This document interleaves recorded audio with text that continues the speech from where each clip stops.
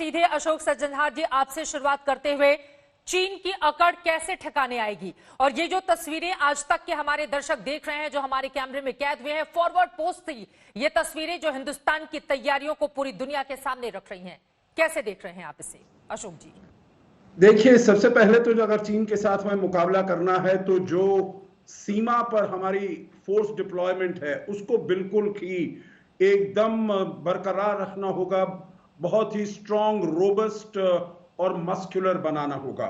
और वही मेरे विचार से किया जा रहा है, पहले भी किया जा रहा था, परंतु अब जो हम देख रहे हैं युद्धाभ्यास जो हो रहा है, कल आपने स्वयं दिखाया अपनी रिपोर्ट में, वहां पर मिग हवाई जहाज है, वहां पर सुखोई है, वहां पर चिनूक है, वहां पर अपाचे है। तो सबसे पहले तो वहां पर हमको अपनी तैयारी करनी होगी जिससे कि एक संदेश चीन को जाए, जो अगर वो कोई ऐसी हरकत करेगा तो उसको मुंह तोड़ जवाब दिया जाएगा बाउंड्री पर। उसके साथ हमें प्रयास ये करते रहने पड़ेंगे, मिलिट्री तो एक एलिमेंट है, एक एंगल है, उसके साथ साथ डिप्लोमेटिक पॉलिटिकल तरीके से भी हमको इसको डिसएंगेजमेंट का और इसको एस्केलेशन, डी एस्केलेशन का भी प्रयास करते रहना पड़ेगा, क्योंकि भारत नहीं चाहता है, जैसे प्रधानमंत्री ने स्वयं कहा जब वो गए वहां पर लद्दाख में 3 तारीख को, जो भारत नहीं चाहता युद्ध, परंतु अगर युद्ध हमारे ऊपर थोपा जाएगा तो हम उसकी पूरी तरीके से चीन के साथ उसका मुकाबला करेंगे। तो वहां पर अब हमारी तैयारी पूरी होगी जैसे कि हो रही है जी। और उसके बाद हम बातचीत में, चाहे डिप्लोमेटिक हो, पॉलिटिकल हो, विदेश मंत्री के स्तर पर हो, नेशनल सिक्योरिटी एडवाइजर के स्तर पर हो, हमें चाहिए जो चीन स्टेटस को एंटी लाए। जो अप्रैल के आखिर में जो सिचुएशन थी उसको हम चाहते हैं चीन वहां पर लाए, और हमारे जो फोर्सेस पेट्रोलिंग करते थे पेंगोंग लेक में 4 से लेकर 8 फिंगर तक, या फिर हॉट स्प्रिंग या गलवान वैली में, हमारा इंफ्रास्ट्रक्चर वहां पर पूरी तेजी से वहां पर तैयार होता रहे, निर्माण कार्य चलता रहे।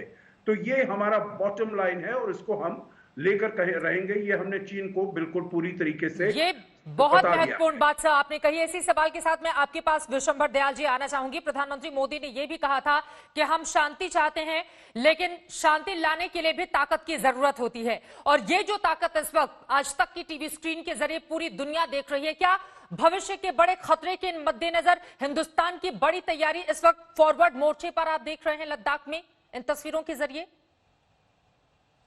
देखिए, इसमें कोई शक की बात नहीं है, धोखा हो सकता है। हमारे साथ शायद चाइना ने शुरू में थोड़ा बहुत धोखा किया हो, अप्रैल के मई के महीने में शायद उसने अर्ली मूवमेंट करके अपना बिल्डअप कर लिया हो, लेकिन भारतीय सेना का चाइना मुकाबला नहीं कर सकता। मैं आपका थोड़ा वक्त दूंगा। देखिए, ये वो सेना है जिस पर दुनिया विश्वास करती है। 1947 से ही नहीं, फर्स्ट वर्ल्ड वॉर में, यहाँ बहुत बड़े लोग बैठे, फर्स्ट वर्ल्ड वॉर में जो भारतीय सैनिक का जो कंट्रीब्यूशन है, सेकेंड वर्ल्ड वॉर में जो डिफिकल्ट बैटल्स थी एक्चुअली अलाइड की, छोड़ दो, सिर्फ आप रशिया और जर्मनी के उसको छोड़ के नॉर्थ अफ्रीका में जो बिल्कुल बैटल थी जिसमें, उसमें भारतीय सेना ने बहुत बड़ा, भारतीय सैनिक ने बहुत बड़ा कंट्रीब्यूट किया था। 1962 में सिर्फ 10-15% फौज मोबिलाइज कर पाई थी और हम धोखे में पकड़े गए।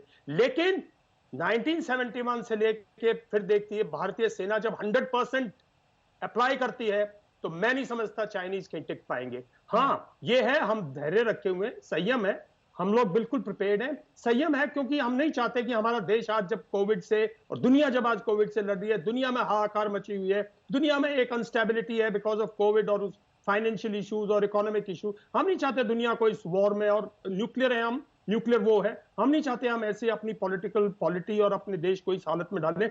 लेकिन अगर स्टेटस को नहीं चाइना रिस्टोर करता, 5 मई से पहले का स्टेटस को नहीं, और जैसे सज्जनहार साहब ने बताया, जैसे फिंगर 4 और फिंगर 8 पर फ्री मूवमेंट, हमारी कोई ऑब्स्ट्रक्शन नहीं, वो अपने यहाँ रहे, हम अपने रहे, हमने तो नहीं छेड़ा ना उसको, उसने छेड़ा। अगर वो नहीं करता तो हम उसको इस बार वापस नहीं जाने देंगे, क्योंकि दुनिया की नजर हम पर टिकी हुई है। दुनिया का आज, दुनिया में रोष है चाइना के खिलाफ, हर देश में रोष है। सरकारें नहीं बोल सकती क्योंकि वो इनके कर्ज के नीचे दबे हुए हैं, कोई दुनिया भर की, वो यूएन का परमानेंट मेंबर है, छोटे छोटे मुल्क हैं इसके चारों तरफ। लोग कभी कहते हैं नेपाल में ये हो गया, पाकिस्तान में, ये छोटे छोटे मुल्क हैं। भारत को अपने पैरों पर खड़े होकर चाइना को इस बार वापस भेजना है, और अगर वो पीसफुली वापस जाता है तो उसको 15-16 की इंटरनेशनली नहीं, भारत से माफी मांगनी पड़ेगी कि 15-16 की रात को जो उन्होंने किया, गद्दारी थी उन्होंने,